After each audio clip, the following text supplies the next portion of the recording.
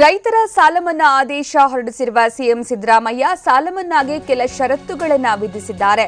ಪಶು ಭಾಗ್ಯ ಸಾಲ, ಕೃಷಿಯೇತರ ಸಾಲಗಳು, ಮಧ್ಯಮಾವಧಿ, ದೀರ್ಘಾವಧಿ ಸಾಲ ಪಡೆದಿರುವಂತಹ ರೈತರ ಸಾಲ ಮನ್ನಾ ಇಲ್ಲ ಅನ್ನುವಂತಹ ಷರತ್ತುಗಳನ್ನು ವಿಧಿಸಿರೋದು. 50,000 ರೂಪಾಯಿಗಿಂತ ಹೆಚ್ಚು ಅಲ್ಪಾವಧಿ ಸಾಲ ಪಡೆದವರು 2018 ಜೂನ್ ತಿಂಗಳ ಒಳಗಡೆ ಅಸಲು ಪಾವತಿಸಿರಬೇಕು. ಅಸಲು ಪಾವತಿಸಿದ್ರೆ ಮಾತ್ರ 50,000 ರೂಪಾಯಿ ಸಾಲ ಮನ್ನಾ ಮಾಡಲಾಗುತ್ತೆ. ಅಲ್ಪಾವಧಿ ಸಾಲದಲ್ಲಿ ಸುಸ್ತಿ ಬಾಕಿ ಹೊಂದಿರುವ ರೈತರು ಡಿಸೆಂಬರ್ 31, 2017 ಒಳಗಾಗಿ ಮರುಪಾವತಿ ಮಾಡಿರಬೇಕು. ಮರುಪಾವತಿ ಮಾಡಿದ್ದರೆ ಮಾತ್ರ 50,000 ರೂಪಾಯಿ ಸಾಲ ಮನ್ನಾ ಆಗತ್ತೆ ಅನ್ನುವಂತಹ ಒಂದು ಷರತ್ತನ್ನ ವಿಧಿಸಿದ್ದಾರೆ. ಇದು ನಿಜಕ್ಕೂ ಕೂಡ ಸಿಎಂ ಸಿದ್ದರಾಮಯ್ಯ ಅವರ ಸಾಲ ಮನ್ನಾ ಏನು ಆದೇಶ ಏನಿದೆ ಇದು ಅಂಗೈಯಲ್ಲಿ ಅರಮನೆ ತೋರಿಸುವಂತಹ ಒಂದು ಪರಿಸ್ಥಿತಿ ತರ ಕಂಡು ಬರ್ತಾ ಇದೆ. ರೈತರಿಗೆ ಅಲ್ಪಾವಧಿ ಸಾಲದಲ್ಲಿ ಸುಸ್ತಿ ಬಾಕಿ ಹೊಂದಿರುವಂತಹ ರೈತರು ಡಿಸೆಂಬರ್ 2017 ಒಳಗಡೆ ಅವರು ಪಾವತಿ ಮಾಡಿರಬೇಕು. ಡಿಸೆಂಬರ್ 31, 2017 ಒಳಗಾಗಿ ಮರುಪಾವತಿ ಮಾಡಿರಬೇಕು. ಹಾಗಿದ್ರೆ ಮಾತ್ರ ಸಾಲ ಮನ್ನಾ ಅವರಿಗೆ ಅನ್ವಯ ಆಗತ್ತೆ ಅನ್ನುವಂತಹ ವಿಚಾರ. ಈ ಕಂಡೀಷನ್ಗಳನ್ನು ನೋಡಿದ್ರೆ ರೈತರಿಗೆ ಎಷ್ಟು ಜನ ರೈತರಿಗೆ ಇದರಿಂದ ಉಪಯೋಗ ಆಗಬಹುದು ಅನ್ನೋದು ಗೊತ್ತಾಗ್ತಾ ಇಲ್ಲ.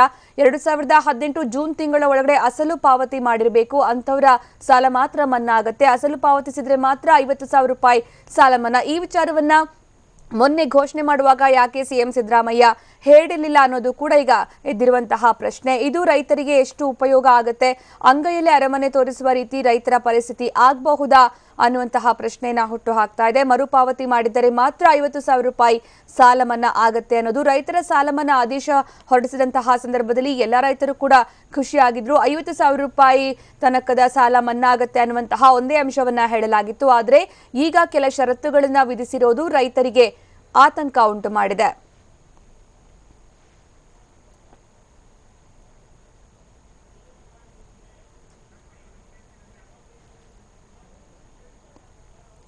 ಪಶುಭಾಗ್ಯ ಸಾಲ, ಕೃಷಿಯೇತರ ಸಾಲಗಳು, ಮಧ್ಯಮಾವಧಿ ಮತ್ತು ದೀರ್ಘಾವಧಿ ಸಾಲ ಪಡೆದಿರುವಂತಹ ರೈತರ ಸಾಲ ಮನ್ನಾ ಇಲ್ಲ ಅನ್ನುವಂತಹ ಒಂದು ಶಾಕಿಂಗ್ ವಿಚಾರ.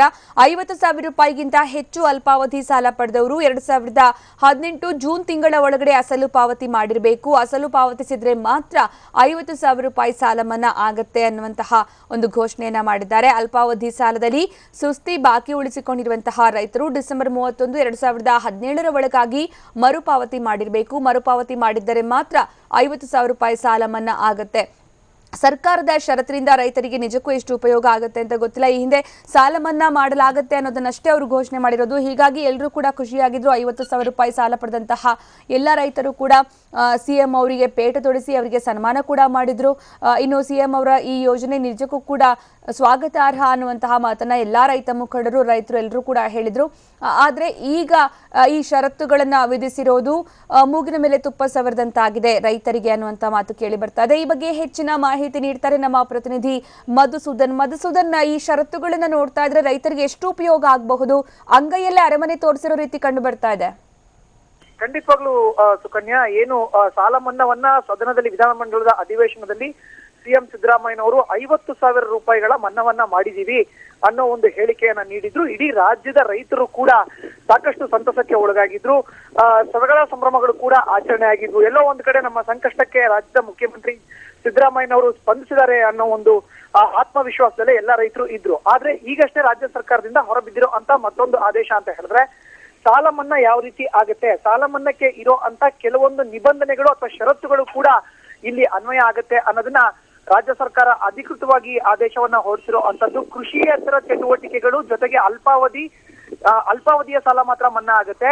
ಮಧ್ಯಮಾವಧಿ ಮತ್ತೆ ದೀರ್ಘಾವಧಿಯ ಸಾಲ ಯಾವುದೇ ಕಾರಣಕ್ಕೂ ಮನ್ನಾ ಆಗೋದಿಲ್ಲ.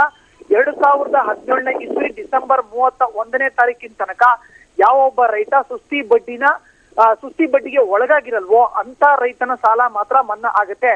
ಒಂದು ವೇಳೆ ರೈತ ಮೃತಪಟ್ಟಿದ್ರೆ, ಅಂದ್ರೆ ಆತ್ಮಹತ್ಯೆ ಆಗಿರಬಹುದು ಅಥವಾ ಸಾಲವನ್ನ ತಗೊಂಡ ನಂತರ ಸಾವನ್ನ ಅಪ್ಪಿದ್ರೆ ಆತನ ಒಂದು ಸಾಲವನ್ನ ಅವರ ಕುಟುಂಬಸ್ಥರು ಏನಾದ್ರೂ ಕರೆಕ್ಟ್ ಆಗಿ ನಿಗದಿತ ದಿನಾಂಕದ ಒಳಗೆ ಕಟ್ಟಿಕೊಂಡು ಪಾವತಿ ಮಾಡ್ಕೊಂಡು ಬರ್ತಾ ಇದ್ರೆ ಅಂತವರ ಸಾಲವನ್ನ ಮಾತ್ರ ಮನ್ನಾ ಮಾಡ್ಲಾಗತ್ತೆ ಅನ್ನೋ ನಿಬಂಧನೆಗಳನ್ನ ಈಗಾಗಲೇ ರಾಜ್ಯ ಸರ್ಕಾರ ಹೊರಡಿಸಿರೋ ಅಂತದ್ದು. ಇದಕ್ಕೆ ಸಂಬಂಧಪಟ್ಟಂತೆ ಈಗಾಗಲೇ ಎಲ್ಲ ಸರ್ಕಾರಿ ಬ್ಯಾಂಕ್ಗಳೇನಿದೆ ಅಲ್ಲಿಗೆ ಒಂದು ಅಧಿಕೃತ ಆದೇಶವನ್ನ ಹೊರಡಿಸಲಾಗುತ್ತೆ. ಅದರ ಪ್ರಕಾರ ಒಂದು ಪಟ್ಟಿಯನ್ನ ಮಾಡಿ ಯಾವೆಲ್ಲ ರೈತರು ಈ ಒಂದು ನಿಬಂಧನೆಗಳಿಗೆ ಅಥವಾ ನಿಯಮಗಳಿಗೆ ಒಳಪಡ್ತಾರೋ ಅಂತ ರೈತರ ಸಾಲವನ್ನ 50,000 ರೂಪಾಯಿಯ ಒಳಗೆ 50,000 ರೂಪಾಯಿಗೆ ಪಾವತಿ ಮಾಡಲಾಗುತ್ತೆ ರಾಜ್ಯ ಸರ್ಕಾರದಿಂದ ಅನ್ನೋ ಒಂದು ಆದೇಶ ಅಧಿಕೃತವಾಗಿ ಹೊರಗಡೆ ಬಿದ್ದಿರುವಂತದ್ದು ಸುಕನ್ಯಾ. ಏಕಾಏಕಿ 50,000 ರೂಪಾಯಿ ಸಾಲ ಮನ್ನಾ ಮಾಡ್ತೀವಿ ಅಂತ ಹೇಳಿದಂತ ರಾಜ್ಯ ಸರ್ಕಾರ ಈಗ ಕೆಲವೊಂದು ಷರತ್ತುಗಳನ್ನ ವಿಧಿಸಿರೋದು ಎಲ್ಲೋ ಒಂದ್ ಕಡೆ ಅಂಗೈನಲ್ಲೇ ಅರಮನೆಯನ್ನ ತೋರಿಸಿದೆ ಅಂತಾನೆ ಹೇಳಬಹುದು. ಸಿಎಂ ಸಿದ್ದರಾಮಯ್ಯನವರು ಸದನದಲ್ಲಿ ಮಾತನ್ನ ಆಡಬೇಕಾದ್ರೆ ಯಾವುದೇ ನಿಬಂಧನೆಗಳ ಬಗ್ಗೆ ಕೂಲಂಕುಷವಾಗಿ ಅಥವಾ ವಿಚಾರಗಳನ್ನ ಪ್ರಸ್ತಾಪ ಮಾಡಿಲ್ಲ ಸದನದಲ್ಲಿ. ಏಕಾಏಕಿ 50,000 ರೂಪಾಯಿಗಳ ಸಾಲವನ್ನ ಮನ್ನಾ ಮಾಡ್ತೀನಿ ಅನ್ನೋ ಒಂದು ಹೇಳಿಕೆಯನ್ನ ಕೊಟ್ಟಿದ್ರು. ಹೀಗಾಗಿ ಯಾರು ಕೂಡ ಇದರ ಬಗ್ಗೆ ಚಕಾರವನ್ನ ಎತ್ತದೇ ಇರುವಂತ ರೀತಿಯಲ್ಲಿ ಒಂದು ಬ್ಯಾಟಿಂಗ್ ಅನ್ನ ಮಾಡಿದ್ರು. ಆದ್ರೆ ಈಗ ನಿಬಂಧನೆಗಳು ಅಥವಾ ನಿಯಮಗಳು ಷರತ್ತುಗಳು ಏನಿದೆ ಅದನ್ನ ವಿಧಿಸಿರೋದು ಯಾವೆಲ್ಲ ರೈತರು, ಇದರಲ್ಲಿ ಎಷ್ಟು ಜನ ಫಲಾನುಭವಿ ರೈತರು ಇರ್ತಾರೆ ಅನ್ನೋದನ್ನ ಕಾದು ನೋಡ್ಬೇಕಾಗತ್ತೆ. ಪಟ್ಟಿಯಾದ ನಂತರವಷ್ಟೇ ಎಷ್ಟು ಜನ ರೈತರಿಗೆ ಇದು ಅನುಕೂಲ ಆಗತ್ತೆ ಅನ್ನೋ ಒಂದು ಮಾಹಿತಿ ತಿಳಿದು ಬರಲಿದೆ ಸುಕನ್ಯಾ. ಧನ್ಯವಾದ ಮಧುಸೂದನ್.